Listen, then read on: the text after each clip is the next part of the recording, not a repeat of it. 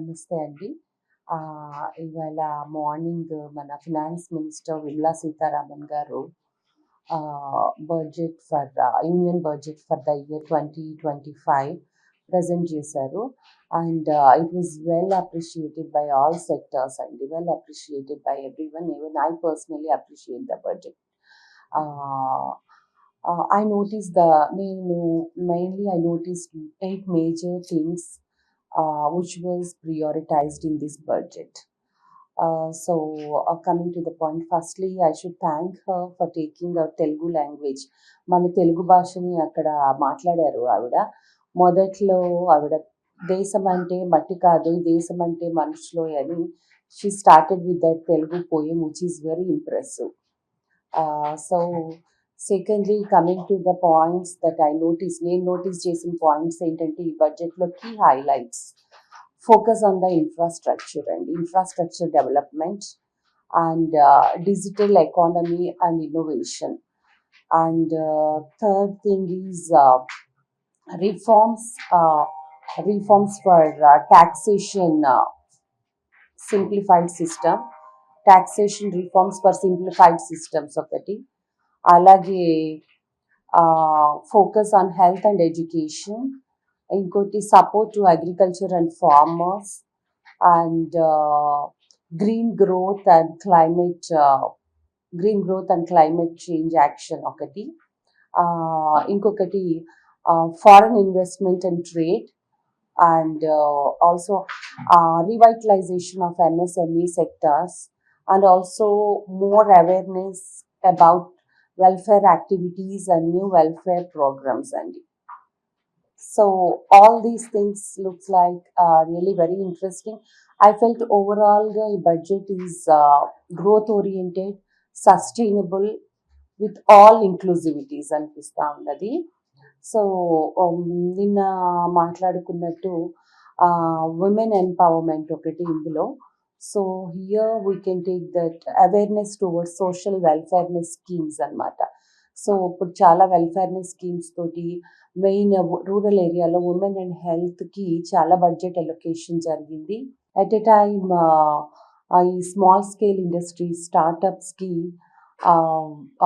క్యాపిటల్గా కానీ లోన్గా కానీ they have allocated quite a good amount అనమాట. అలాగే కమింగ్ టు ఇన్ఫ్రాస్ట్రక్చర్కి కూడా అర్బన్ అండ్ రూరల్ ఇన్ఫ్రాస్ట్రక్చర్కి రెండింటికి కూడా main focus they have taken main focus for both the infrastructures.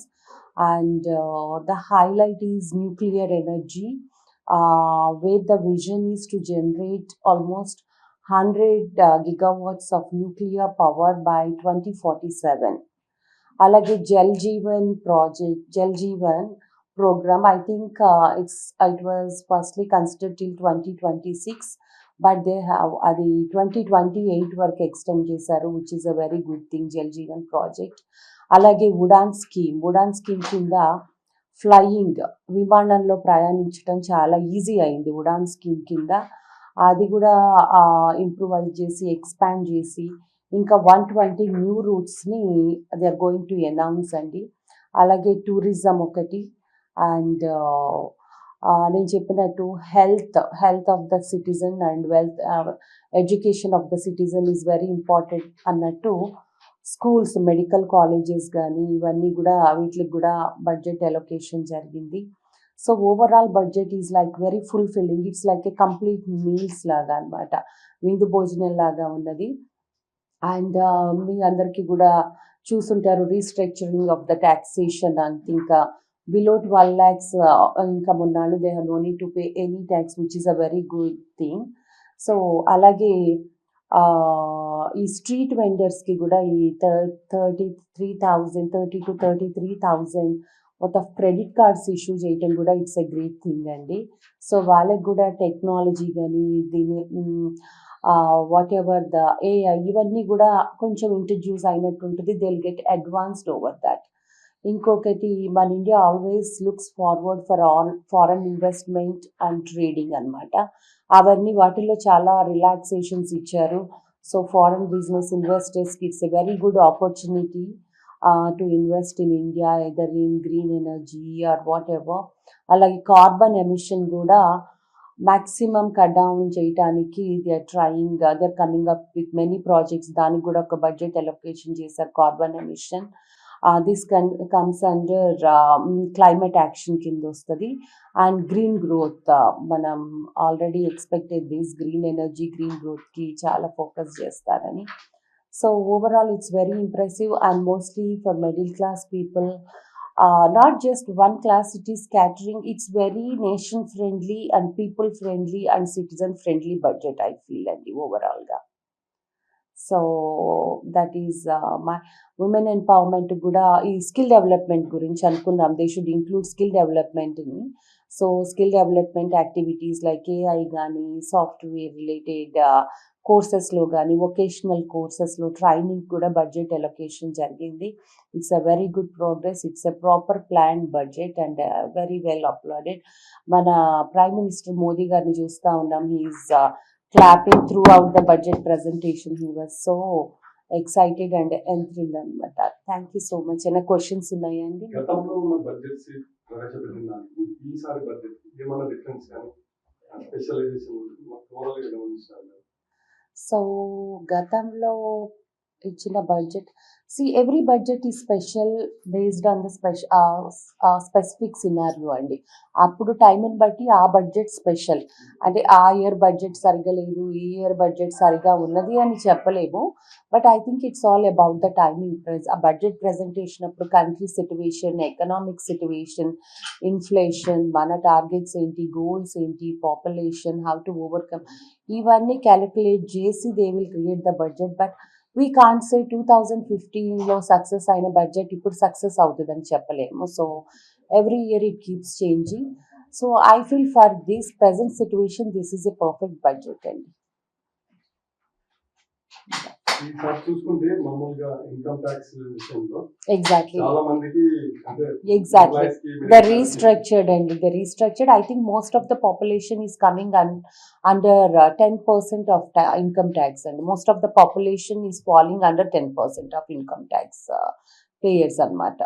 మన పాపులేషన్ మొత్తంలో చాలా మంది అంటే middle class and lower class ఇప్పుడు ఆల్మోస్ట్ 1 lakhs వరకు నో ఇన్కమ్ ట్యాక్స్ అంటున్నారు కదా. That's a very good thing. Overall restructuring of that, I think for middle class, it's really a very good thing. We can think. So ఇది implement చేయటం ఎలా ఉంటుందో we have to see on that, how they are going to implement this అని చెప్పి. ఇప్పుడు లేని సుధారెడ్డి గారు ఈ 2004 and 25 సంబంధించి 2024-25 బడ్జెట్ మీద మీరు మాట్లాడడం ఇది అనిపించి ఎన్ని ఇంపార్టెంట్ ఫ్యూచర్లో ఏమైనా ఇంపార్టెంట్ ఏమైనా ఉందా, లేకపోతే అంత మేము ప్రభావితం చేసే అంశం ఉందా? అలా ఏం లేదండి. అంటే ఒక 2-3 years అంటే ఎప్పటి నుంచో మా ఫౌండేషన్ ఉన్నది. బట్ దాని నుంచి యాక్టివిటీస్ మేము 3 years నుంచి చాలా యాక్టివ్గా we are doing many welfare activities across the world అండి. ఓన్లీ ఇండియాలోనే కాదు, ఇండియా హెడ్ క్వార్టర్ అయిన world wide welfare activities. So I'm more aware of the problems కానీ గ్రాస్ రూట్ లెవెల్లో. So more focused about the nation's development అనమాట. I'm more concerned about the nation's development. So మీరు అన్నట్టు ఇంతకు ముందు లేనిది అంటే ఇంతకు ముందు I'm more like a mother. మా పిల్లల గురించి కేర్ తీసుకోవటం. నా I have plan once they have grown up, వాళ్ళు చదువుకు ఎదిగిన తర్వాత దెన్ నా టైం అంతా సోషల్ వెల్ఫేర్ గురించి, ప్రజాసేవకి, అలాగే ఎంఈఐఎల్ గురించి, ఎంఈఐఎల్ ఎంప్లాయీస్ బాగు గురించి చూసుకోవాలని I firstly plan. So that is a part of this అండి. అంతకు మించి ఏం లేదు. But as I travel across the world, so మన దేశం గురించి చెప్పుకుంటున్నప్పుడు I feel so happy. At a time grass root లెవెల్లో ఉన్న ప్రాబ్లమ్స్ కూడా నాకు తెలుసు ఇక్కడ మన దేశంలో కానీ ఎక్కడైనా సరే.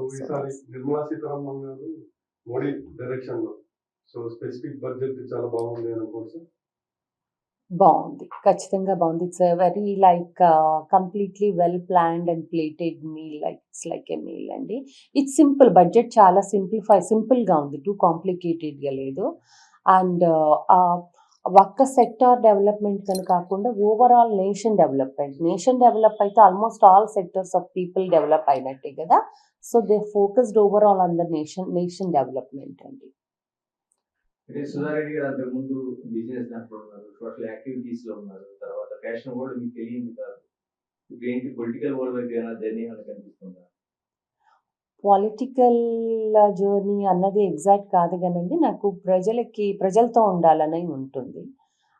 ప్రజలంటే సాయం జేయాలని, జనం మధ్యన ఉండాలని, వాళ్ళకి సాయంగా ఉండాలని, వాళ్ళందరికీ ఎడ్యుకేషను, వైద్యము వాళ్ళందరూ హ్యాపీగా ఉండాలని బేసికల్లీ. సో, అది ఎగ్జాక్ట్‌గా పొలిటికల్ ఇంటెన్షన్ అనైతే నేను చెప్పలేను కానీ, but I enjoy living with the people, moving with the people, staying with the people అనమాట. మీరు చూస్తే ఎక్కువ శాతం నేను ఫ్రెండ్స్‌తో పార్టీయింగ్ కన్నా ఎక్కువ ఈ social welfare activities I enjoy allot. అదే నాకు పార్టీ లాగా అనిపిస్తది. మేము ఇలా ఎదిగాము అని చెప్పే స్టోరీస్ ఇంకా ఇన్‌స్పైర్ చేస్తది వాళ్ళకి ఇంకా సాయం చేయటానికి. సో, ఇది పొలిటికల్ ఇంట్రెస్టా అన్నది నేను I don't agree. But I love living with the people and staying with the yes. స్పెసిఫిక్‌గా బయట అన్నదానం చూసేసినాం మేము. హా! ఇంటి బయట ప్రతిరోజు నిత్యాన్నదానం అని వాడుతుండ్రు. అవునండి. స్పెషల్ అవును. ఎక్కడ చూడలే అట్లా వాటర్ పెట్టారు, డ్రింకింగ్ వాటర్. డ్రింకింగ్ వాటర్ ఎప్పుడు ఉంటుందండి. ప్లస్ ఎవ్రీ సమ్మర్‌లో గూడా మాకు ఒకరోజు బటర్ మిల్క్, ఒకరోజు ఇది షర్బతు every summer 3 months, 4 months serve చేస్తామండి. సో, ఇది నేను ఎప్పటినుంచో అలా కాదు ఇంటి దగ్గర అన్నదానం స్టార్ట్ చేయాలని చెప్పి ఫైనల్లీ మొన్న కృష్ణారెడ్డి గారి బర్త్‌డే రోజు వి స్టార్టెడ్ అనమాట. సో, స్టార్ట్ చేసినప్పుడు మాకేం పెద్ద అజెండా ప్లాన్ ఏం లేదు. మాకొకటే ప్లాన్. పెట్టేది మంచి భోజనం. మనం ఎలాంటిదైతే తింటామో ఆ క్వాలిటీ మీల్ పెట్టాలి అన్న ఒకే ఎజెండాతో స్టార్ట్ చేశాం. తప్పించి కూర్చుని క్యాలిక్యులేట్ చేసుకొని, ప్లాన్స్ చేసుకొని ఏం స్టార్ట్ చేయలేదు. But it's going very well అండి. అదిను ప్రతిరోజు నేను చెక్ చేస్తాను. వాళ్ళకి సర్వ్ చేసే ముందు ఫుడ్ నేను చెక్ చేస్తాను. ఎందుకంటే ఎవరికీ ఏ ఇబ్బంది రాకూడదు తర్వాత. సో, పొద్దున మార్నింగ్ వాళ్ళు కుకింగ్ స్టార్ట్ చేసినప్పటి నుంచి ఎవ్రీ లెవెల్‌లో చెక్ చేసి ఫైనల్‌గా నా దగ్గరకొస్తది. నేను చూసిన తర్వాత దెన్ ఇట్ విల్ గో అనమాట. They will start the counter 1:00. Yeah! Yeah! So, వర్షం పడిన రోజు గూడా పాపం అంబ్రెల్లాస్ ఏసుకొని ఇది క్లాతులు కప్పుకొనొచ్చి వాళ్ళు ఎంత హ్యాపీగా అండ్ వాళ్ళందరూ ఎంత డిసిప్లైన్డ్ అంటే తినేసి ఏమి కింద పడేయటం అలా ఏమి ఉండదండి. హోటల్ కన్నా నీట్‌గా పెడతారు. మేమిక్కడ ఏమి క్లీనింగ్ సిస్టమ్ గూడా పెట్టలేదు. చక్కగా డస్ట్‌బిన్‌లో ఏసి హ్యాండ్స్ వాష్ చేసుకొని క్లీన్‌గా వాటర్ తాగి బాబా టెంపుల్స్ దగ్గర అక్కడ ఇక్కడ చూస్తాం పండగలప్పుడు లేకపోతే బాబా టెంపుల్స్. బట్ ఇంటి దగ్గర ఇట్లా అవును. స్పెసిఫిక్‌గా అనిపిస్తుంది. అవును. ముందు అదే చాలామందన్నారు. ఈ ఏరియాలో ఎవరు తింటారు? ఫుడ్‌కి ఎవరికి ఇబ్బందుంటదని. బట్ చూసిన తర్వాత ఈవెన్ వి గాట్ షాక్డ్. అంటే మేము టైమ్ ఫ్రేమ్ పెట్టాం. 1-2 పెట్టాం కాబట్టి సో, 1000కి ఆగిపోతుందనమాట. లేకపోతే ఇంకా టైం ఉంటే పాపం ఇంకెంతమంది వచ్చేవారో. ఫ్యూచర్‌లో హోల్ డే 24/7 పెట్టడానికి ట్రై చేస్తాం తప్పకుండా. Thank you. తప్పకుండా. మీరు ప్రజాసేవ కోసం వచ్చానంటున్నారు. అంటే ప్రజాసేవ చేయడం ఎక్కువ ఇంట్రెస్ట్ అని చెప్తున్నారు. ప్రజాసేవ కోసం చాలా మంది రాజకీయాలను ఎంచుకుంటారు. భవిష్యత్తులో మీరు కూడా రాజకీయాలకు వచ్చే అవకాశం ఏమైనా ఉందా? ఇది ప్రజా సేవ అని గూడా నేను అననండి. ఇది నా హ్యాపీనెస్ కోసం నేను చేస్తున్నా. నా స్వార్థం కోసం నాకు చేస్తున్నా. నాకెందుకో అది నాకు చాలా హ్యాపీనెస్ ఇస్తదండి. నా వల్ల ఒక కుటుంబం గానీ, ఒక మనిషి గానీ సంతోషంగా ఉన్నాడంటే బేసికల్లీ గివ్స్ మీ చాలా హ్యాపీనెస్ ఇస్తది. సో, దానికోసం నేను చేస్తున్నాను. సో, దీనికి పాలిటిక్స్‌కి సంబంధం ఉందని నేను అనుకోను. పాలిటిక్స్‌లో ఉన్నవాళ్ళే ప్రజాసేవ చేయాలి, లేకపోతే ప్రజాసేవ చేస్తున్న వాళ్ళే పాలిటిక్స్‌లోకి ఎళ్ళాలి అన్నది ఇప్పటి వరకైతే నాకు థాట్ అయితే రాలేదు. ఐయామ్ బియాండ్ పాలిటిక్స్ అనుకుని చేస్తా ఉన్నాను.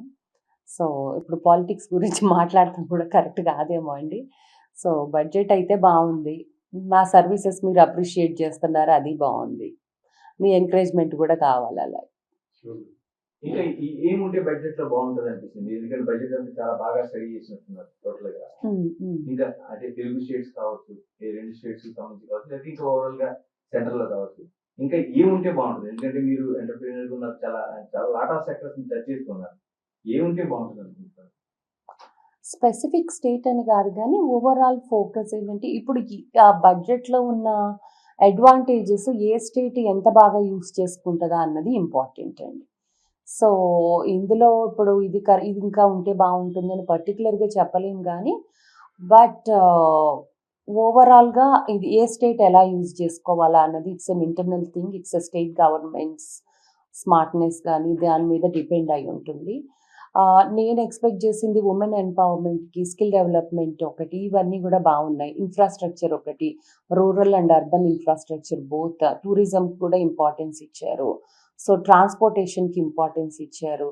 So green energy and climate యాక్షన్కి కూడా ఇవన్నీ కూడా మెయిన్ థింగ్స్. ఇవన్నీ కూడా ఒక నేషన్, ఒక కంట్రీ బాగా ప్రోగ్రెస్ అవ్వాలంటే ఇవన్నీ, సో ఇవన్నీ ఇంక్లూడ్ అయి ఉన్నప్పుడు ఐ థింక్ నా వైపు నుంచి అయితే పర్టికులర్గా ఏ కంప్లైంట్ లేదు.